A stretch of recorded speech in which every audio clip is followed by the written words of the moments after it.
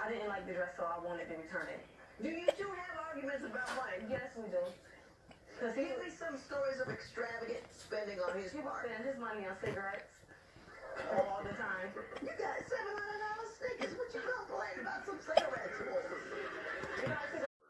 I'm at work. I go into the break room. I check my account, and it was money spent off of my car, and that was for the hair weave. He do the same thing. Like, he'll take my card and order things too. So it's like we do it to one another.